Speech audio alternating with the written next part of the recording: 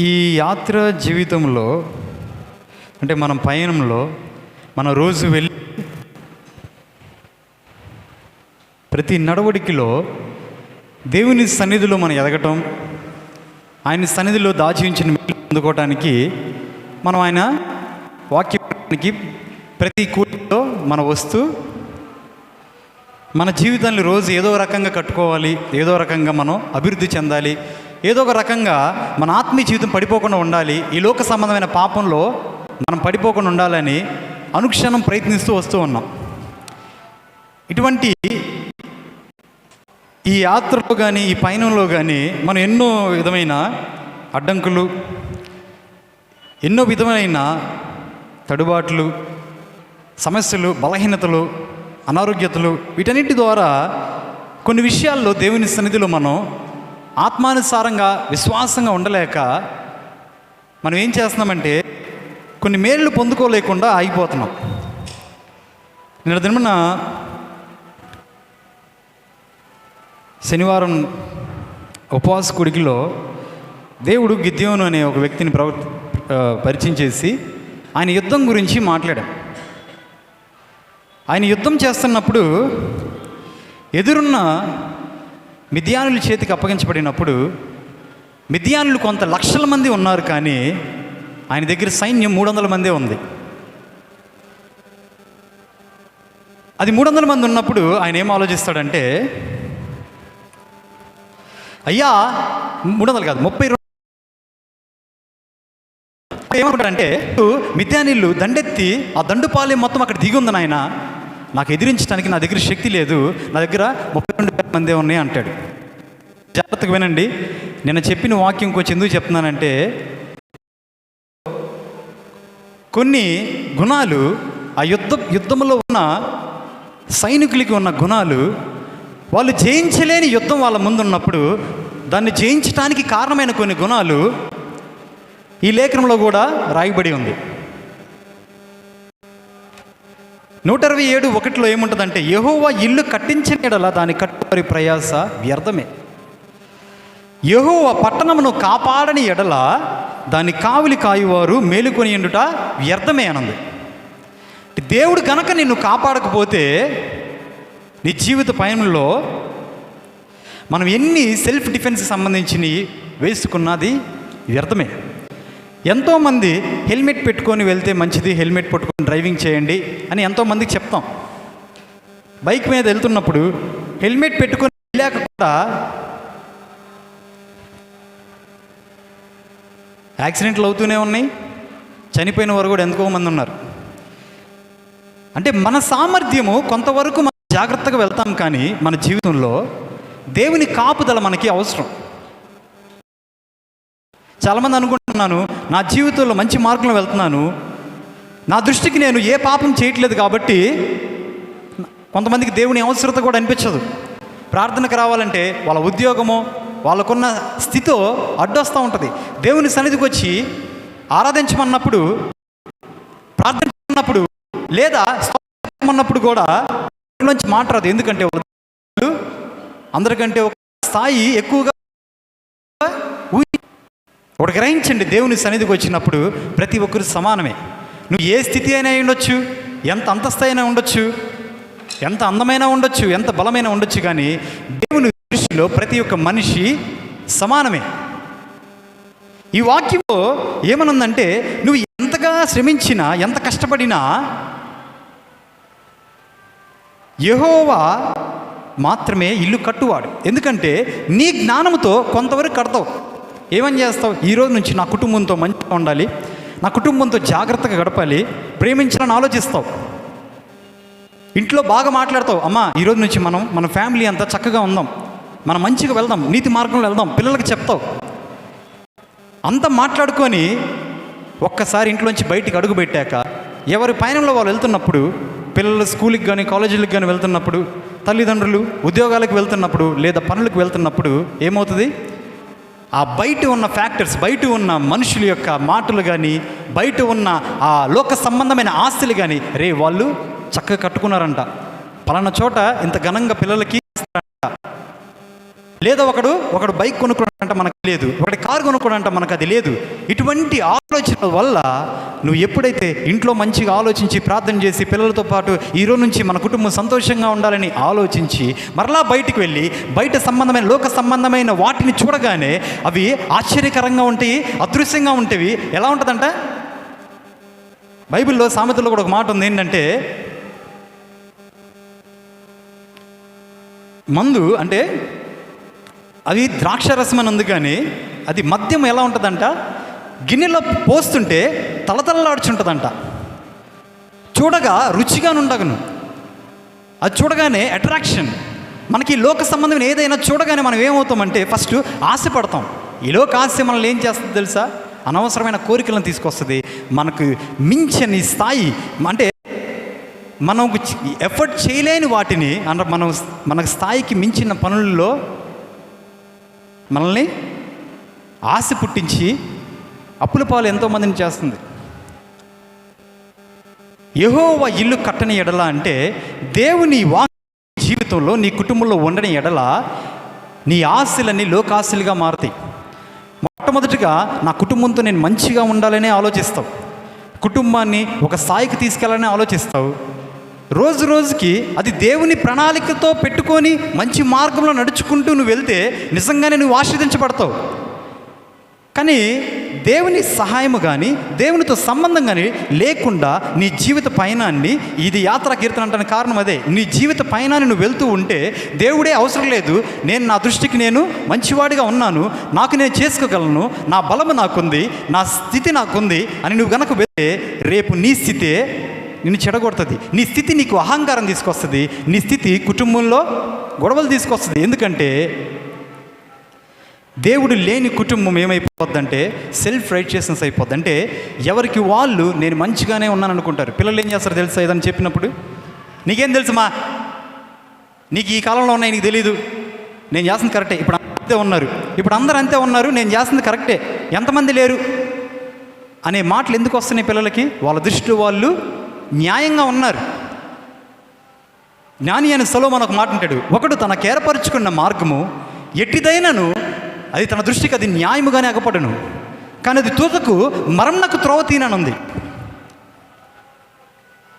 అంటే ప్రతి మనిషి వాడి దృష్టిలో ఎప్పుడైతే వాడు సెల్ఫ్ రైచియస్ అయిపోతాడో, అంటే నేను మంచివాడిని, నేను పర్ఫెక్ట్గా ఉన్నానని ఎప్పుడైతే ఆలోచిస్తాడో అది వాడి పతనానికి దారితీస్తుంది. దేవుని మీద ఆధారపడే జీవితం ఎలా ఉంటుందంటే, నువ్వు ఒక గొప్ప స్థానానికి వెళ్ళినప్పుడు దేవుడు లేని జీవితం ఎలా ఉంటుందంటే, ఇది నేను సాధించాను అనే అహంకారం. ఎవరైనా ఎదురు బంధువుల్లో సాధించలేని వాళ్ళు ఉంటే, రే ఏదైనా చేసుకోరా, ఏదైనా చేసుకొని బతుకురా, ఎందుకు ఇంత వాళ్ళ పరిస్థితి నీకు తెలియదు, వాళ్ళు ఏమి ఇబ్బంది పడుతున్నారో నీకు తెలియదు. కానీ ఏమంటాం, నువ్వు కనుక ఒక ఉద్యోగం సాధించి, నీ కొడుకు ఒక ఉద్యోగం సాధించిన, నీ కుమార్తె ఏదైనా ఒక ఉన్నత స్థానానికి వెళ్ళినప్పుడు ఏం ఆలోచిస్తావు, నా కుమార్తెలు బాగా చదువుకొని ఎంతో కష్టపడి ఎంతో ప్రయత్నించారు అని వెంటనే ఏం చేస్తావు, ఎదుటి వారిని ఎంచడం మొదలు పెడతావు. ఒకటి దీనస్థితిలో ఉన్నప్పుడు వాడి పరిస్థితి నీకు తెలియదు, వాడి బాధలు నీకు తెలియదు, వాడున్నా ఏ అనారోగ్యంతో ఇబ్బంది పడుతున్నా నీకు తెలియదు. కొద్దిగానే చదువుకోవచ్చుగా, కొద్దిగానే కొంచెం కష్టపడొచ్చుగా, ఒళ్ళొంచవచ్చు కదా అని ఆలోచిస్తావు. వాళ్ళకున్న బాధలు ఏమి నీకు తెలియవు. మనుషులు ఏం చేస్తారంటే వాళ్ళకి వాళ్ళు సెల్ఫ్ రైచియస్, అంటే నాకు నేను మంచివాడని, నాకు నేను పర్ఫెక్ట్గా ఉన్నాను, నాకు నేను కష్టపడి సాధించాను, నేను అనే ఆలోచనే ఏం చేస్తుందంటే ఎదుటివారితో సంబంధాన్ని దూరం చేస్తుంది. ఎదుటివారితో సంబంధం అంటే అది పక్కన పెట్టు, అలాగే ఇంట్లో వారితో కూడా సంబంధాన్ని దూరం చేస్తుంది. ఎందుకు మనం కష్టపడి మన ఉద్యోగం తెచ్చుకుంటే దేవునికి ఎందుకు ఇవ్వాలి మనం ఘనత అని ఆలోచిస్తారు కొంతమంది. వాడేం ఆలోచిస్తాడంటే, నేను సాధించాను అనుకున్నాడు ఏం చేస్తాడంటే, ఇంట్లో ఏదైనా చిన్న భార్య అనుకుందాం, ఇప్పుడు నాకే, ఇప్పుడు నేను ఎంత కష్టపడి సాఫ్ట్వేర్ చేస్తున్నాను, నేను ఏదో యూఎస్లో ఉన్న వాళ్ళకి టీచింగ్ చేస్తున్నాను, అవి ఇవి అని ఎన్నో అహంకరమైన ఆలోచనలు నాకు వచ్చినాయి అనుకుందాం. లేదా నేను ఎవరిని ఇబ్బంది పెట్టలేదు, నాకు నేను మంచిగా ఉంటున్నాను, నేను ఒక మాట అనట్లేదు, కాబట్టి నేను చాలా పర్ఫెక్ట్గా ఉన్నానని కనుక నేను ఆలోచిస్తే, ఎవరైనా అమ్మో లేదా నాన్నో లేదా అక్క ఉంది కదా, అక్కో అన్నో నన్ను ఏమైనా ఒక మాట అన్నారనుకో, నేనేం ఆలోచిస్తాను, నాకు చెప్పే అర్హత నీకుందా నీకు అర్హత అని అంటే గొడవ వేసుకుంటాం. ఎవరైనా అనగానే అమ్మా నాన్నలు అన్నా కానీ నేను సంపాదిస్తున్నా, నీకు తెలుసా, నువ్వు మాట్లాడుతున్నావా, నువ్వు నా అంత సంపాదించు, ఇలాంటి మాటలే కదా కుటుంబాన్ని పాడు చేస్తుంది. ఒక భార్య భర్తతో మాట్లాడినప్పుడు కూడా, ఒక భర్త భార్యతో నేను సంపాదిస్తున్నా, నువ్వేం చేస్తున్నావు? ఇంట్లో కూర్చొని పనులు చేస్తున్నావు, నీకు తెలుస్తుందా?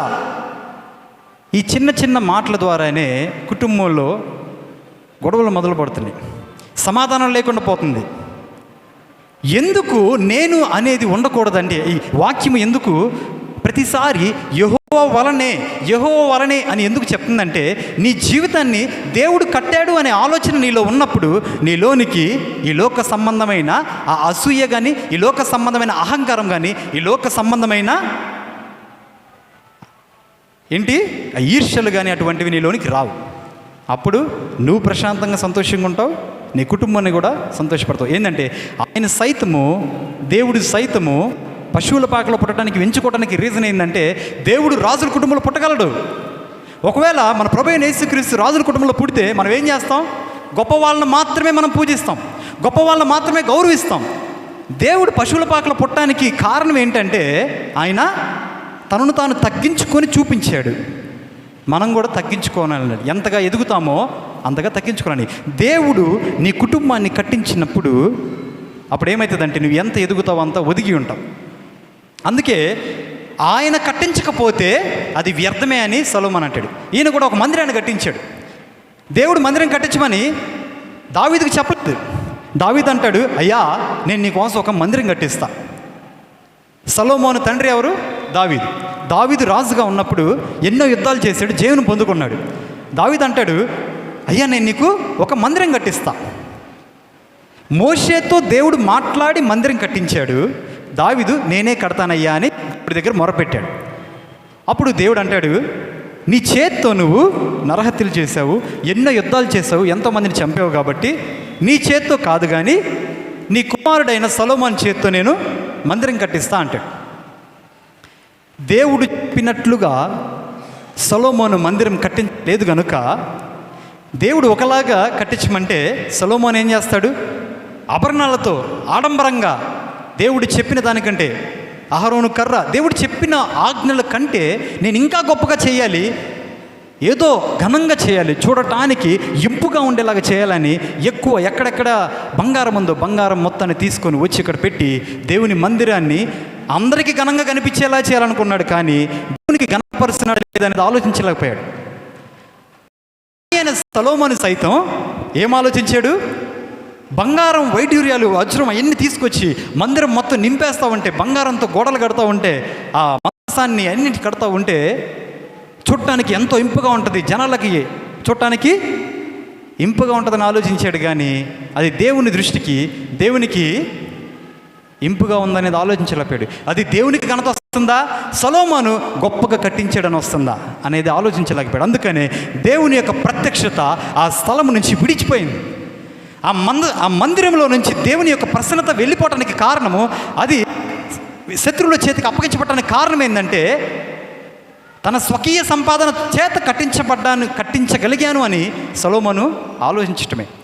దేవుడు చెప్పినట్టు చేసిన మోషే యొక్క మందసంలో నుంచి దేవుని ఆత్మ ఎప్పుడు విడిచా. దీంట్లో కిందకు వద్దాం. 127లో మీరు వేకువన లేచి చాలా రాత్రి అయిన తరువాత పండుకొనుచు కష్టార్జితమైన ఆహారం తినుచున్నట వ్యర్థమే, తన ప్రియులు నిర్జించుండగా ఆయన వారికి ఇచ్చుచున్నాడు. 3 చూడండి, కుమారులు యెహోవా అనుగ్రహించు స్వాస్థ్యము, గర్భఫలము ఆయన ఇచ్చు బహుమానమే. దీంట్లో ఏంటంటే, ఎంతోమంది ప్రెగ్నెన్సీస్ కోసం ప్రయత్నిస్తున్న వాళ్ళు ఉన్నారు. అది ఇవ్వాలి, ఇవ్వకూడదు, అది మనకు అవసరం లేదు, ఏ సమయంలో ఇవ్వాలి, తగిన కాలం వచ్చే దేవుడు ఆయన. ఆడపిల్లలే పుడుతున్నారా, మగపిల్లలే పుడుతున్నారా, మగపిల్లలు పుడుతున్నారా, అది దేవుడు ఎవరినిచ్చినా అది నీకు స్వాస్థ్యమే. కుమారులు యెహోవా ఇచ్చు స్వాస్థ్యం ఏంటంటే ఆస్తులు, తర్వాత కుమారుల సంతానం ఉంటుంది కాబట్టి అట్లా రాయబడి ఉంది. కానీ కిందే ఉంది పిల్లలు, అంటే కుమారులు అయి ఉండొచ్చు, కుమార్తెలు అయి ఉండొచ్చు, దేవుడిచ్చిన బహుమానం. మరి దేవుని పిల్లలు అంటే ఇప్పుడు నీ పిల్లలు ఎవరు? దేవుడిచ్చిన బహుమానం. ఇప్పుడు నీ పిల్లలు నీకు బహుమానంగా ఉన్నారా? ఎందుకు కన్నాను రా బాబు వీడిని, ఎందుకు కన్నాను ఈమెని, నేను అసలు కనకుండా ఉంటే పోయేది అనే ఆలోచనలు మీకు వస్తున్నాయా? ఒకవేళ నువ్వు కన్న నీ సంతానము ఇటువంటి పరిస్థితుల్లో వస్తే దేవుడు నీకు ఒకవేళ చిన్నపిల్లల్ని కన్నా వాళ్ళని ఎలా పెంచాలో దేవుడు ఆ పిల్లల్ని ఒక వస్తువుతో పోల్చాడు. ఆ ఒక్క వస్తువు గురించి చెప్పి నేను ముగిస్తా. దేవుడు గర్భఫలం ఎవరిచ్చే బహుమానము? ఆయన ఇచ్చిన బహుమానం. అంటే మన పిల్లలు దేవుని యొక్క బహుమానము. వాళ్ళు మనకి గిఫ్ట్స్. ఆ బహుమానం లాగే ఉన్నారా? ఒకవేళ ఉండకపోతే దేవుడు వాళ్ళని ఒక వస్తువుతో పోల్చాడు. ఆ వస్తువు ఇక్కడ 4వ అధ్యాయం వచనంలో చూడండి. యవన కాలం ముందు పుట్టిన కుమారులు బలవంతుని చేతిలోని బాణముల వంటి వారు. ఎవరంట వీళ్ళు? పిల్లలు ఎటువంటి వారు? యవనుని చేతిలోని బాణములు. యవనులు అంటే ఎవరు? బలార్జులు. బలము కొంచెం యవన ప్రయాణంలో కొంచెం బలం ఉంటుంది. జాగ్రత్తగా నేను ముగిచేస్తున్నా. బలమైన వారి చేతిలో బాణము. పిల్లలు ఎవరు? బలమైన వారి చేతిలోని బాణములు. ఇప్పుడు ఒక బలమైన వ్యక్తి కనుక, నేను బలమైన వారి చేతులు అంటే దేవుని చేత ఏర్పరచబడ్డవాడు మాత్రమే బలమైన వాడు. జాగ్రత్తగా వినండి. హల్లెలూయా. ఒకవేళ బలం లేకుండా నేను బాణాన్ని పట్టుకొని లాగాను. జాగ్రత్తగా వినండి, నేను ముగిస్తున్నా. నేను బలం లేదు నా దగ్గర, బాణాన్ని పట్టుకొని లాగాను. నేను లాగగలుగుతానా? ఫస్ట్ వదలగలుగుతానా? ముందు వదలటం పక్కన పెట్టండి. లాగగలుగుతానా? పిల్లల్ని బాణముతో పోలడానికి మొట్టమొదటి ఆలోచన ఏంటంటే, బాణమును తయారు చేసే విధానం. ముందంతా బరువు పెట్టేసి రౌండ్గా పెట్టేసి, లేదా బరువు తీసేసేయండి, రౌండ్గా బాణం పెట్టేసి వెనక ఊరక ఒక యారోకి వెనక ఉంటుంది కదా, సువ్వు ఇచ్చి లాగి కొడితే మనుషులు చచ్చిపోయే వల్ల. బాణంని ఎందుకు షార్ప్గా చేస్తారు? అది రూపించబడాలి. అలా పదునుగా బాణము రూపించబడాలి. 14:1 సామెతలో ఉంటుంది, జ్ఞానవంతురాలు ఇల్లు కట్టును, మూఢురాలు తన చేతులతో ఇల్లు ఊడబెరుకును. అంటే పిల్లల్ని మనం చిన్ననాటి నుండే వాళ్ళని ఒక పదునైన వ్యక్తులుగా మనం రూపించాలి. అది దేవుని యొక్క వాక్యము 2 అంచెల ఖడ్గము కనుక, దేవుని యొక్క వాక్యము ఖడ్గముగా ఎలా ఉందో చెప్పేవాడికి వినేవాడికి ఎలా అయితే గుచ్చుకుంటుందో, పిల్లలకి చిన్ననాటి నుండి దేవుని యొక్క బాణము, దేవుని యొక్క వాక్యము బాణం వల్లే గుచ్చుకోవాలి. నా కుమారుడు నీ హృదయంలో జ్ఞానమును సంపాదించు, అప్పుడు నా హృదయం ఆనందిస్తుంది అంటాడు. నీ హృదయంలో జ్ఞానం సంపాదించి అలాగే నీ హృదయం పలక మీద వాటిని రాసుకో అంటాడు. అప్పుడు నువ్వు వ్యభిచారం చేయవు, పాపం చేయవు, తల్లిదండ్రులు దూషించవు, విధేయత కలిగి జీవిస్తావు, నీకు ఇష్టానుసారమైన లోక సంబంధమైన పాపంలో వెళ్ళిపోవు అని అంటాడు. మనం ఏం చేయాలి? మొట్టమొదటిగా పిల్లల్ని కానీ చిన్ననాటి నుంచి కానీ ఒకవేళ ఎదిగిన వారు తప్పిపోతే వాళ్ళని మనం ఏం చేయాలి? వాళ్ళని రూపించాలి. ఎలా పడితే ఎలా తయారు చేయకూడదు పిల్లల్ని. తల్లిదండ్రుల యొక్క స్వభావమే పిల్లలకు వస్తుంది. నీవు కనుక పాపం చేస్తూ, నీవు కనుక నీ భార్యను కొడుతూ ఉంటూ, నువ్వు త్రాగుడుబోతుల్లా ఉంటే నీ పిల్లలు అది తప్పు కాదనుకుంటారు. చిన్నప్పుడు బాధపడినా అమ్మను కొడుతున్నాడు నాన్న అనుకున్నా, ఎదిగే కొద్ది వాడు కూడా అలానే తయారవుతాడు.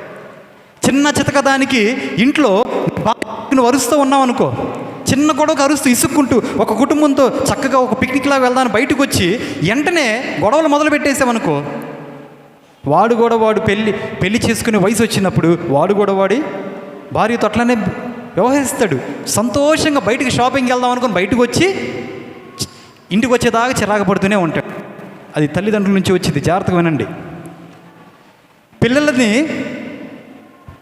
మీ యొక్క మిర్రర్స్ వాళ్ళు. మీరు ఎలా ఉంటారో అదే స్వభావం వస్తుంది.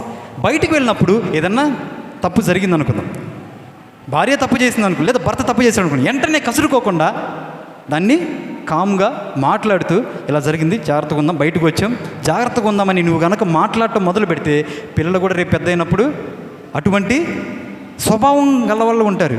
నువ్వు కుటుంబంలో నువ్వు చూపించేదే ఈర్ష్యలు, ఎప్పుడు పక్కింటి వాళ్ళ గురించి కుంటూ పక్కన వాళ్ళ గురించి ఆలోచించుకుంటూ ఎప్పుడు పిల్లల్ని అట్లా చేస్తున్నావు అనుకో, రేపు వాడు కూడా కంపారిజన్ చేస్తాడు. నా స్థితి ఏంటి, నేను ఉండలేకపోతున్నాను, వాడు ఫ్రెండ్స్తో కంపేర్ చేసుకుంటాడు. ఉన్నతమైన స్థానంలోకి వాళ్ళు వెళ్తూ ఉంటే వాడికి అంత సంతృప్తి చెందడు. కొంతమంది ఇట్లా కోరుకున్న స్థితి వెళ్ళలేక, చదువులు కూడా చదవలేక ఎంతమంది ఆత్మహత్య చేసుకున్న పిల్లగాళ్ళు లేరు. అంటే దేవుని యొక్క వాక్యము ఎందుకు మనకి అవసరం అంటే, దేవుడు ఎందుకు ఇంటిని కడతాడంటే, దేవుని వాక్యం నీలో ఉన్నప్పుడు ఇటువంటి లోక సంబంధమైన ఈర్ష్యలు, కుళ్ళులు, మాటలు నీ నోట్ల నుంచి రావు. నీ నోట్లో నుంచి ఎప్పుడైతే లోక సంబంధమైన మాటలు రావో, నీ కుటుంబంతో నువ్వు ఎప్పుడు నెమ్మదిగా మాట్లాడుతావు. రెండవది ఏంటంటే, బాణమును ఏం చేయాలి, లాగి కొట్టాలి. అంటే దానికి ఏం కావాలి, మొట్టమొదటిదేమో రూపించబడాలి, రెండవది బలము కావాలి. అంటే నీవు బలము గలవైతే, నువ్వు దేవునిలో బలంగా ఉంటే నీ పిల్లలు కూడా దేవునిలో బలవంతులుగా తీర్చిదిద్దబడతారు. హల్లెలూయా. దేవుడు నీలో ఉంటేనే, దేవుని వాక్యం నీలో ఉంటేనే అది నీ తర్వాత జనరేషన్. నువ్వు ఆలోచించండి, మనం ఇప్పుడు ఘనంగా సంపాదించవచ్చు, ఎంత ఉన్నతమైన స్థానంలో ఉండొచ్చు, కానీ రేపు మన వాళ్ళ పిల్లలు పాడైపోతూ, నువ్వు ఎంతో కష్టపడి సాధించిన ఆస్తిని మొత్తం వాళ్ళు పాడు చేస్తూ, లోకానుసారులుగా జీవిస్తూ వాళ్ళు పాడైపోతున్నప్పుడు నీ వృద్ధాప్యం అంది అవి చూస్తున్నావు అనుకో, నువ్వు ఎంత కష్టపడి ఎంత ఘనంగా చిన్నప్పటి నుంచి బతికినా నీ వృద్ధాప్యమందు నువ్వు సంపాదించి కష్టపడి అన్ని సాక్రిఫైస్ చేసి కష్టపడి పిల్లల్ని పెంచాక వాళ్ళు పాడైపోతున్నప్పుడు అప్పుడు ఉండే బాధ ఎంత ఘోరంగా ఉంటామా. అందుకనే నీవు దేవునిలో బలంగా ఎదగాలి. ఎప్పుడైనా జరుగుతున్నప్పుడు కుటుంబంలో ఏదొస్తున్నా దేవుని మీద ఆధారపడి బలమైన వాక్కులు మాట్లాడు. పిరికి వాక్కు దేవుని వాక్కు కాదు. నువ్వు బయటికి వెళ్తే ఈరోజు చచ్చిపోతావు, అక్కడ బయట పెట్టగానే యాక్సిడెంట్ అవుతుంది. అమ్మా నా కళ్ళ వచ్చిందమ్మా, ఏమొచ్చింది, నాకెందుకు ఈ వారం లేదో జరుగుతుంది అనిపిస్తుందమ్మా. అక్కడికి వెళ్తే నువ్వు ఒకవేళ వెళ్ళావనుకో ఆ ఊరికి, నీకు అక్కడ ఏదో అవుతుందమ్మా అని కొంతమంది ఎవరైనా చెప్పారనుకో, నేను ఒక మాట చెప్తాను, భయపెట్టే ఆత్మ దేవుని ఆత్మ కానే కాదు. ప్రార్థన చేసినప్పుడు నీకు దేవుడు ఏం చేస్తాడంటే, నీకు ఎదురు యుద్ధం చేస్తానికే ఉన్నా కానీ నీ దగ్గర శక్తి లేకపోయినా అది ఎక్కువే అని చెప్తాడు. నేనున్నా నీకు అంటాడు. నువ్వు పడిపోతున్నప్పుడు, కృంగిపోతున్నప్పుడు, ఒక పాపం చేశాక నేను పాపం చేశాను కాబట్టి దేవుని సన్నిధికి వెళ్ళలేకపోతున్నా, నేను ఇంకా దేవుని సన్నిధికి వెళ్ళకూడదు, వాక్యం వెళ్ళలేను, ఎందుకంటే నేను మంచివాడిని అయ్యాక మంచిదాన్ని అయ్యాక దేవుని సన్నిధికి వస్తా అని ఆలోచిస్తూ ఎంతోమంది ఏం చేస్తున్నారు, పాపం నుంచి బయటికి రాలేకపోతున్నారు. అలా ఆలోచిస్తూ నేను పాపం చేశాను కాబట్టి నాకేదో శిక్ష జరగబోతుంది, నేనేదో అవ్వబోతున్నా అని ఆలోచిస్తూ కృంగిపోతున్నారు చాలామంది. నేను ఒక విషయం చెప్తా, నిన్ను కృంగదీసేలాగా చేసేది దేవుని ఆత్మ కానే కాదు. అయ్యా నా వల్ల కాదయ్యా అంటే నీ వల్లే అవుతుంది అంటాడు. అది దేవుని యొక్క వాక్కు. అయ్యా నా శక్తి సరిపోదు, నా సామర్థ్యం సరిపోదంటే నీ చేత నేను నిలబెడతానంటాడు. నా వయసు వృద్ధాప్యంది అయిపోతున్నానయ్యా, నా బలము లేదయ్యా అంటే నీ ద్వారా నడిపిస్తానంటాడు. హల్లెలూయా. దేవుడు నిన్ను కృంగదీసే దేవుడు కాదు. దేవుని యొక్క ఆత్మ ఎటువంటిదంటే నిన్ను బలపరిచేది దేవుని యొక్క ఆత్మ. నీతిమంతులు సింహం వలె ధైర్యంగా నుందురని లేఖనంలో రాయబడి ఉంది. ఇంకొక మాట ఏంటంటే, బాణం విడిచినప్పుడు ఏం చేయాలి, గురి ఎక్కడైతే కొట్టాలనుకున్నావో అక్కడే కొట్టాలి. నలుగురు అక్కడ యుద్ధానికి వస్తే నువ్వు ఇటు కొట్టుకుంటూ కూర్చుంటే అటు నుంచి వాళ్ళు వచ్చి చంపేస్తారు.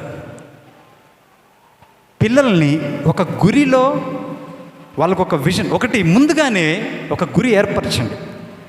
నువ్వు ఇటువంటి స్థానానికి వెళుతూ ఇంత ఆత్మీయ స్థితిని నువ్వు కట్టుకుంటూ దేవుని ఆధారపడి నీ జీవితాన్ని ఇట్లా ఎదుగయ్యా, దేవుడే నిన్ను నీకు కావలసిన నీ కోరికను సిద్ధింపు చేసి నీ ఆలోచన యావత్తును ఆయన సఫలీకృతం చేస్తాడు. దేవునికి ఇష్టానుసారమైన మార్గం నడుచుకుంటూ మంచి నేను చెప్తానండి, ఏదైనా సరే అది మంచి క్రియ అయితే, అది నీకు అసాధ్యమైన దేవుని దగ్గర మొరపెడితే ఆ మంచి క్రియకి దేవుడు ఖచ్చితంగా నీకు సహాయం చేస్తాడు. నీ ఆలోచన చెడుదైనప్పుడే దేవుడు సహాయం చేయడు, కానీ అది నీకు అసాధ్యమై ఉండొచ్చు. అన్ని లక్షల మందిని ఎదిరించడానికి 32,000 మంది కూడా ఎక్కువే అని చెప్పి 300 మందితో దేవుడు 32,000 మందిని ఎదిరించడానికి, అలాగే జయమును ఇవ్వడానికి దేవుడు గిద్యోనుని ఎన్నుకున్నాడు. మరి గిద్యోను ఎన్నుకున్నప్పుడు వాళ్ళ చేతిలో ఖడ్గాలు లేవు, వాళ్ళ చేతులు డాలు లేవు, వాళ్ళ చేతులు ఏముంది, ఒక దీపం ఉంది, కొండ ఉంది, నెత్తి మీద బోర్ ఉంది. బోరలతో వెళ్తే చంపేరా మనల్ని? యుద్ధానికి బోరలతో వెళ్తారా? బోర్లు కొండ పట్టుకుంటారా? యుద్ధానికి కత్తి లేకపోయినా కానీ నా దేవుడు నీకు తోడుంటే దేవుడు నీకు యుద్ధంలో జయమునివ్వగలడు. హల్లెలూయా. నీ దగ్గర కత్తి లేకపోవచ్చు, స్తోమత లేకపోవచ్చు, స్థాయి లేకపోవచ్చు, స్థితి లేకపోవచ్చు, బలం లేకపోవచ్చు, ఆరోగ్యం లేకపోవచ్చు, కానీ నా దేవుడినితో ఉంటే ఎన్నో లక్షల అప్పుని 300 రూపాయలతో ఇచ్చినట్టే ఆయనకి జయముని. విశ్వాసం నీకు ఉండాలే కానీ దేవుడు అద్భుత కార్యాలు జీవితంలో చేస్తాడు. హల్లెలూయా. ఈ 3 వచనాలు పిల్లల్ని పెంచే విధానంలో మొట్టమొదటిది ఏంటిది? రూపించాలి. చిన్ననాటి నుండి దేవుని వాక్యం వాళ్ళలో పడినప్పుడు కాగావాడు పెద్దవాడైనప్పుడు దాని నుండి తొలగిపోడు అన్నది. రెండవదిగా ఏంటి? మొదటిగా దేవుని వాక్యము వినిపిస్తే దేవుని వాక్యం వాళ్ళని ఒక దేవుని స్వరూపమందు మనల్ని ఎలా అయితే సృజించాడో దేవుని వాక్యానుసారంగా పిల్లల్ని దేవుడు రూపిస్తాడు. రెండవదిగా బలము. మనం బలము కలిగి ఉండాలి. పిల్లల్ని షార్ప్గా, పదునుగా రూపించాలి. మనము ఎవరైతే పిల్లలకు చెప్తున్నారో మీలో ఉన్న లోపాలను కూడా దేవుడి దగ్గర ఒప్పుకొని దాన్ని విడిచిపెట్టి, అతిక్రమంలో దాచిపెట్టేవాడు వర్ధిల్లడు. వాటిని ఒప్పుకొని విడిచిపెట్టేవాడు కనికరం పొందుకుంటాడు. వాటిని ఒప్పుకొని విడిచిపెడితే నిన్ను చూసి నీ పిల్లలు నేర్చుకొని నీవు దేవుళ్ళు ఎదగాలి. ఉన్న దేవుణ్ణి చూసి పిల్లలు దేవుని వైపు మరలాలి. హల్లెలూయా. మూడవదిగా ఏంటి? ఒక గురి కలిగి జీవించండి. జీవితంలో రోజులు గడిచిపోతున్నాయి, వెళ్ళిపోతున్నాను అనొద్దు. దేవుని సన్నిధిలో ఒక గురి కలిగి జీవించండి. అయ్యా, నా ఆత్మీయస్థితి పడిపోకుండా, నా కుటుంబం పడిపోకుండా, నా భర్త కానీ నా భార్య కానీ ఈ లోకంలో పడిపోకుండా, నా జీవితంలో ఈ లోక సంబంధమైన ఆశలతో కృషించిపోకుండా, ఈ సోషల్ మీడియాలో దీంట్లో జరుగుతున్న ఏ సంబంధమైన లోక సంబంధమైన ప్రతిదీ ఒక అట్రాక్షన్, అది ఆశ్చర్యకరమైన, అది గిన్నెలో తలతలలాడుచుంటూ ఉంటుంది, చూడగానే కంటికి ఇంపుగా ఉంటుంది.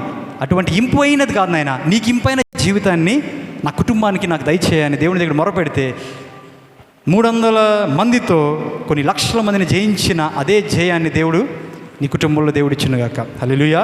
తల నుంచి వచ్చి ప్రార్థన చేసుకుందాం. హల్లెలూయా, హల్లెలూయా, హల్లెలూయా. స్తోత్రం తండ్రి.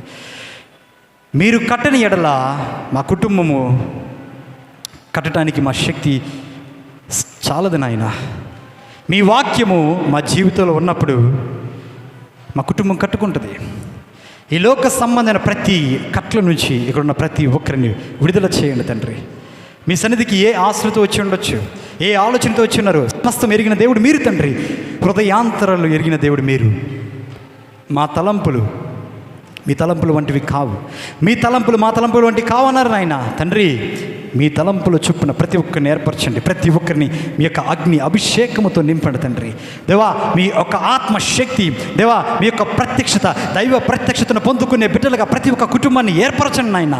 మీరు మాట్లాడి మీతో సంబంధం కలిగి మీలో ఎదిగే బిడ్డలుగా, మీలో ఎదిగే కుటుంబంగా, మీలో ఎదిగే సంఘంగా ఈ సంఘాన్ని ఏర్పరచండి తండ్రి. మీ పరిశుద్ధాత్మ సహవాసంతో నింపుకొని ప్రతి క్రియను తండ్రి మీ మీద ఆనుకొని, మీ మీద ఆధారపడి జీవించే జీవనమును ప్రతి ఒక్కరికి దైత్యమని మీలో పొందుకొని అసాధ్యమైన వాటిని సాధ్యములు చేయగల దేవుడు మీరు కనుక, దేవా 300 మందితో కొన్ని లక్షల మందిని జీవనివ్వగల దేవుడు మీరు కనుక, మాకున్న స్థితి కొద్దిగైనా ఆ స్థితి ఎక్కువే అంటారు తండ్రి. మీతో నడుచుకునే జీవితాన్ని, మీ ద్వారా పొందుకునే జయాల్ని పొందుకునే దేవా మీ ద్వారా పొందుకునే రీతిలో ప్రతి ఒక్క కుటుంబాన్ని మీరు ఏర్పరచమని కేవలం సభీకి మాత్రం మహిమ ఘనత ప్రభావాలు ఆరోపించుకుంటూ నా తండ్రి యేసే నామమున అడిగి వేడుకొని ప్రార్థన చేస్తున్నాను తండ్రి. ఆమేన్.